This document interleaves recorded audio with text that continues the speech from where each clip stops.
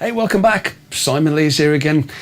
I'm sorry about the lighting. I mentioned this on the last video. It's getting that time of year now where it's really difficult to get decent sort of daylight, so everything's a little bit grainy and a bit dingy. But it's still me. It's still a pro guitar tip I'm going to give you today. In fact, I'm going to give you 3. Now, these are really, really basic. And if you're a professional guitar player, you've probably been doing this for years. But I'm going to just mention them. The first thing to do is if you ever do in a position where you need to use a guitar strap. I have a guitar strap here. The last thing you want is for your guitar to fall off the guitar strap whilst you're playing. Before I did my first ever gig, I experienced this sort of potentially harmful sort of phenomenon. And what happens is when you take the strap on and off, say if you're sitting down, you might take the strap off the guitar, and then when you stand up, you put it back on again. The holes in the strap get bigger, and eventually they don't sort of, the strap buttons on your guitar don't stay in the hole. And so when you least expect it, you'll be in full flow, pulling all the faces you can muster, and then your guitar will just fall off.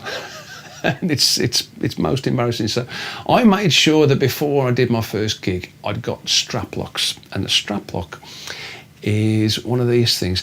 Now, I use Schaller strap locks. Schaller is a German company, and when it comes to making stuff, I kind of trust the Germans as to know what they're doing, So the Schaller strap lock comes in 2 parts. There's a part which fits in your guitar, which replaces the strap button that your guitar comes fitted with, and the other part attaches to your strap, and it's like a horseshoe shape thing on the inside. That's the bit that connects to the strap button itself, and that's held onto the strap using a huge washer and a big nut. This thing in the middle, I'll sort of talk about it in a sec, but basically to get it on your guitar, once you've got it in place, is you take the horseshoe bit and you slide that from underneath and just pull the strap up, and you can hear it click. If I do it again, you sort of pull the strap upwards, and because the corresponding strap button, the one that replaces the one in your guitar, it's got a sort of beveled edge, so it sort of locates itself quite nicely. It's not something you've got to faff around with too much. And once it's in place, you can literally, you can sort of pick the guitar up by it. It harks back to those days where people used to kind of throw the guitar around behind the backs and stuff, and it'd go all the way around the back and then come back into playing position, and they'd carry on. Something I managed a couple of times, literally, but I failed more than I managed. So I sort of I'll stop doing that daft trick. But anyway, to get it off, it's no hardship at all. That sort of knob in the middle, you kind of pull that, say, assuming you've got it going over your shoulder, you pull that out and then just slide it down, and then the whole thing comes off. So there's like it's basically like a little plunger thing. So there's a bit inside that horseshoe shape which locates with the strap button that goes on your guitar. The only thing I'd say, if you do get Schaller strap locks, and they are brilliant, I've got them on all my guitars, they're fantastic,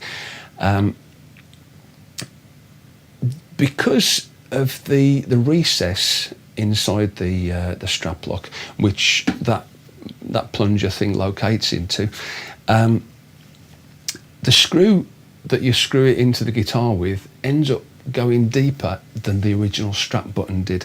And what you'll find is you might end up chewing the wood up inside, so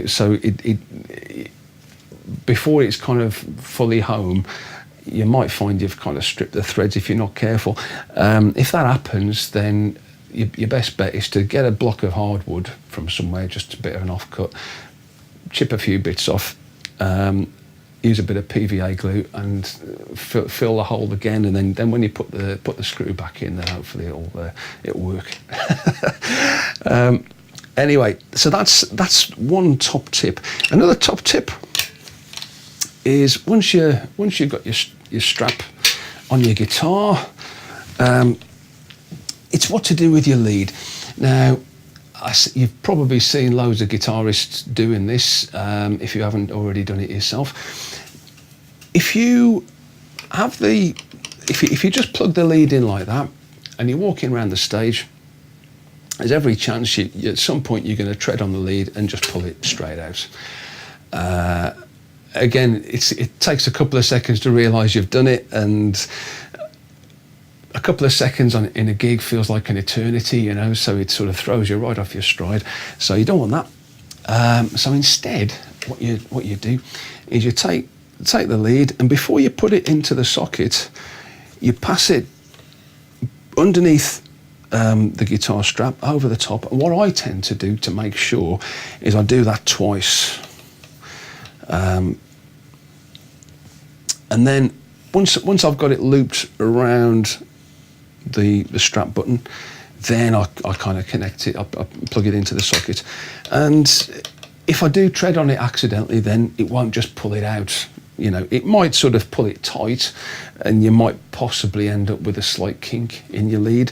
But I think that's preferable to possibly damaging the jack plug and maybe damaging the socket as well if you don't pull it out absolutely square. You know, it's you might end up damaging that. So it's, to be honest, I've never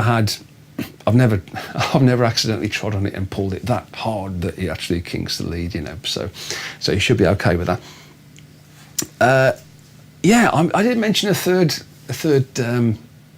pro tip, but I've forgotten it. So I'm great, aren't I? Yep, good advert for me this is. But either way, I mean that's what I would recommend every guitar player has. If you don't practice standing up, if you don't do gigs, you know, don't bother with a strap at all. You know, there's no point. I mean, I do know people who like to have a strap even when they're sitting down, but it is completely pointless. You know, it's much easier to control the guitar when it isn't on a strap. If you've got it on your resting on your leg, you know, that's absolutely fine. But yeah, that thing with a guitar lead, I've remembered what it was. I knew that it was just something I thought about. This kind of connected. Right, here we go. Now you know that sound that you get when you unplug the guitar and then you touch the end of the lead. Now at this volume, it's not a big deal, you know. But imagine if you're plugged into a big amp, or if you're on stage and your amp is mic'd up so that everything coming out of your guitar amp is going through the PA system, you know. You don't really want people to hear that at sort of, you know, 10,000 watts or something. It'd be really, really annoying. So what you do when you want to disconnect your guitar lead, rather than just pulling it out of the guitar, which is the easy thing to do, but like all good things, you know, sometimes easiest isn't best. What you should do is pull the lead out of your amp first and then disconnect the lead from your guitar. Now, I'm not using a guitar amp here. My guitar's going straight into my pedal board. So what I do instead is just disconnect the lead from the pedal board, you know. So it's like that. So you see the guitar's plugged in, it's working. But if I just disconnect it from the pedal board, it's cut off, and now I can take that out, and there's no, you know, there's no horrible. It doesn't sound like I'm being electrocuted, you know.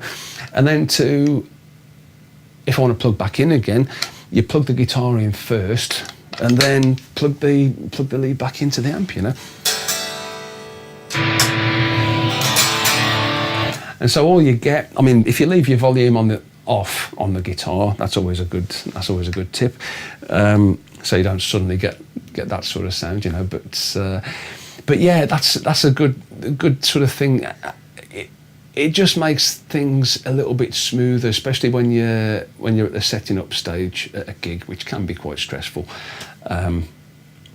Yeah, it's just one less thing to worry about. So as a rule, always disconnect your lead from your amp before you disconnect it from your guitar. So those are my 3 top tips for today. Nice and simple, nice and basic. You might do them already, but if you don't, pay attention. You can save yourself a lot of aggro. So as always, thanks for watching, and please join me next time. I'll see you then. Cheers.